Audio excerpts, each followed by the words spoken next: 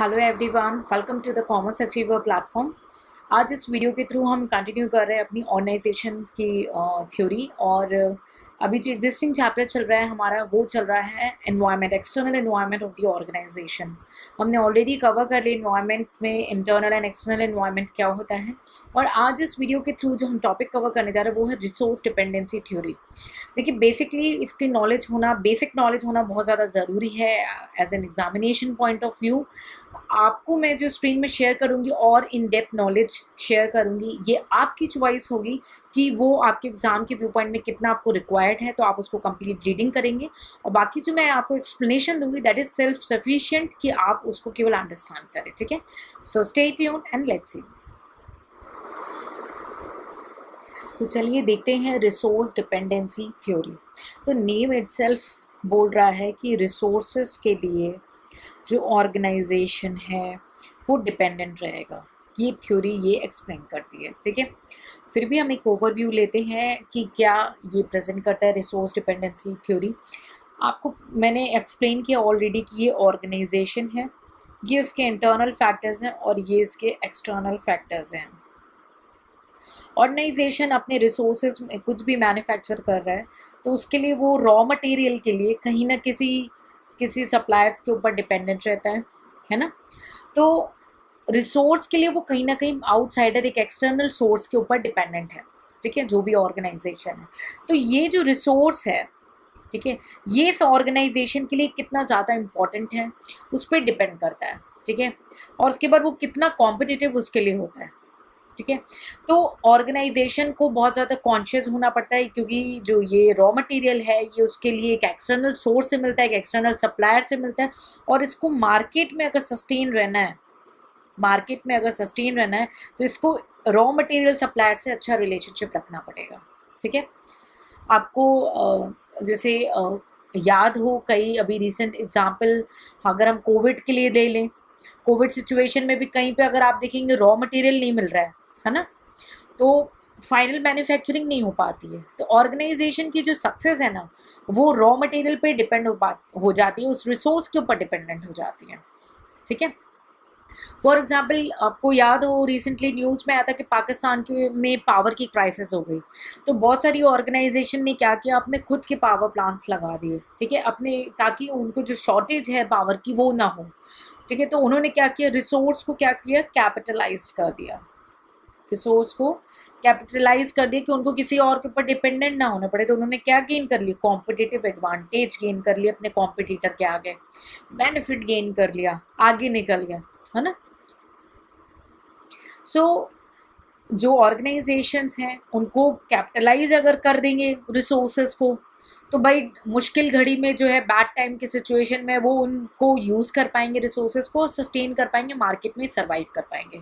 For example Covid की जब situation आई तो जिनके पास रॉ मटेरियल था, ठीक है, वो सेल कर रहे थे धीरे धीरे और उन्होंने मार्केट से थोड़ा बहुत फेच कर लिया। अब जिनके पास नहीं है, जिनका सप्लायर से कांटेक्ट नहीं है, जिनके पास रिसोर्स अवेलेबल नहीं है, लाइक मैन्युफैक्चरिंग फर्म, सपोज करो क्लोथ मैन्युफैक्चरिंग है, तो अगर उन्होंने सेल करनी है, थोड़ी बहुत ही करनी है, तो वो रॉ मटेरियल मिलना चाहिए, तभी तो वो बनाएंगे और उसको सेल कर पाएंगे। तो सस्टेन करना है, तो सस्टेन करने के लिए अगर आपने अपने मटेरियल को कैपिटलाइज कर दिया तो आपने कॉम्पिटिटिव एडवांटेज हासिल कर लिया अपने कॉम्पिटिटर के सामने। ठीक है, तो हमें ये सब पता है कि इन्वायरमेंट में लिमिटेड रिसोर्सेज हैं और ऑर्गेनाइजेशन जो है वो डिपेंडेंट होती है। ऑब्वियसली जो ऑर्गेनाइजेशन है अपनी सक्सेस के लिए एक एक्सटर्नल रिसोर्स के ऊपर डिपेंडेंट है, उनके ऊपर उनका कंट्रोल नहीं होता पूरा और वो काफ़ी अनसर्टेन है ना। सो बेटर है कि कैपिटलाइज कर ले, लेकिन सारे लोग कैपिटलाइज नहीं कर सकते हैं। सो दिस थ्योरी सेज कि ऑर्गेनाइजेशन जो है रिसोर्स के लिए हमेशा डिपेंडेंट रहते हैं। ठीक है, स्कॉट की डेफिनेशन देख लेते हैं, एक बार मैं आपको स्क्रीन शेयर कर दूं।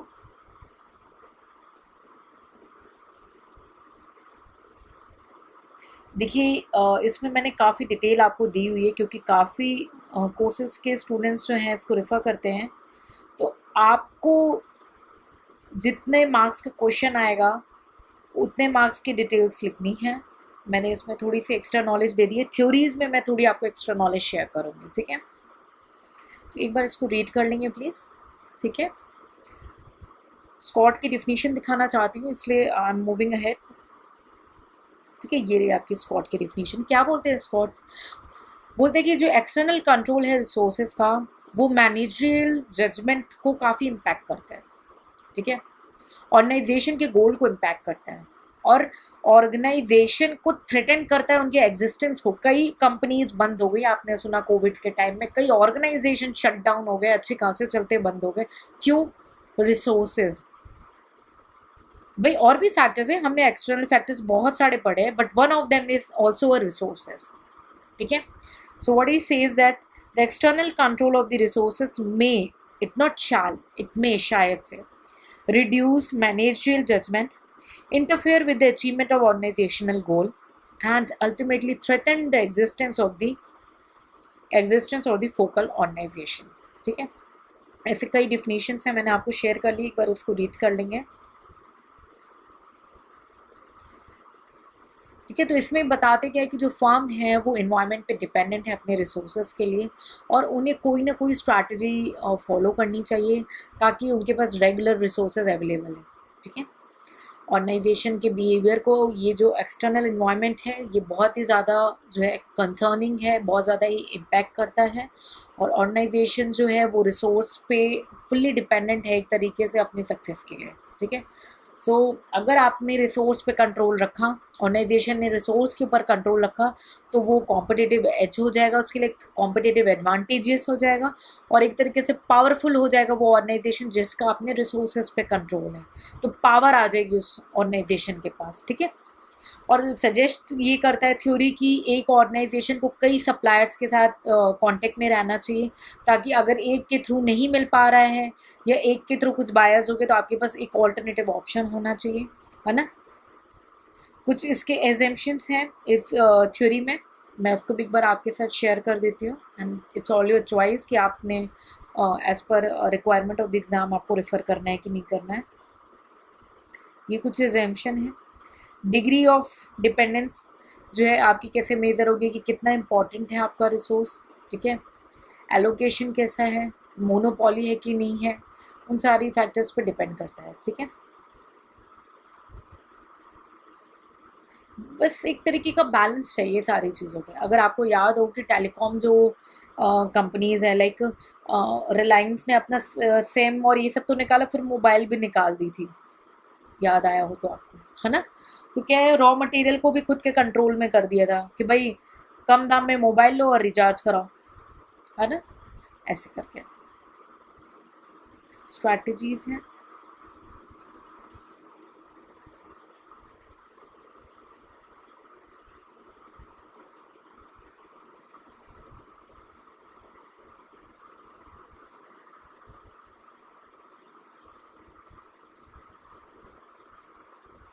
ठीक है, ये अप्रोचेस हैं।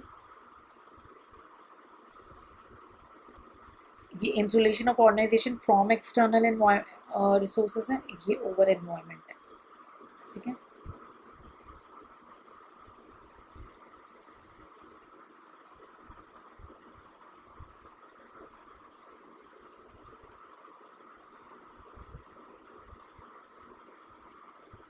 भाई कंट्रोल कैसे करेंगे, प्रेस्टीज है, आपने एडवर्टीजमेंट कराई, पब्लिसिटी कराई, एग्रीमेंट एंटर किए। ठीक है, कोई आउटसाइडर का डायरेक्टर है कंपनी का, तो वो भी इम्पैक्ट कर सकता है आपके ऑर्गेनाइजेशन के एनवायरनमेंट को। मर्जर है इंडियन एलीज के साथ, किसी आउटसाइडर के साथ, की पर्सनल यानी कोई हायरिंग, आप ये सारे टॉपिक्स ना फ्यूचर वीडियोस में चैप्टर्स के बड़े बड़े पार्ट्स हैं, हम उस पर खूब डिटेल में डिस्कस करेंगे। ठीक है, यहाँ पे जस्ट एज इन ब्रीफ आप देख लेंगे और इस एग्जाम्पल को लिंक कर लेंगे। फ्यूचर वीडियोस में हम इसको काफ़ी डिटेल में कवर कर लेंगे। ठीक है, तो जस्ट एक ओवरव्यू आपको रहना चाहिए कि रिसोर्स डिपेंडेंसी थ्योरी क्या है। ठीक है, और मैंने आपको ऑथर्स की डिफिनीशन भी शेयर कर दी है। इसको मेन आपको कॉन्सेप्ट क्लियर होना चाहिए, बिकॉज एग्जाम में स्ट्रेट अवे नोट नहीं लिखने आता है, बट स्टिल जो लिंकेज आएगा 10 to 15 मार्क्स में आपको उसके अकॉर्डिंग वेटेज 300 वर्ड्स में लिख देने होंगे। ठीक है, कॉन्सेप्ट क्लियर होना चाहिए, एक बार रीड कर लेंगे। मैंने आपको इसलिए कंप्लीट नॉलेज दे दी। थ्योरी में मैंने आपको बोला कि मैं बहुत ही इन डिटेल दे दूँगी, इट डिपेंड्स ऑन यू कि आपको अगर टाइम अलाउ होता है, आपके पास है, तो आप उसको कम्प्लीटली रीड करके उसको मेमोराइज कर लेंगे, ठीक है। So take care, see you in the next session with the new topic.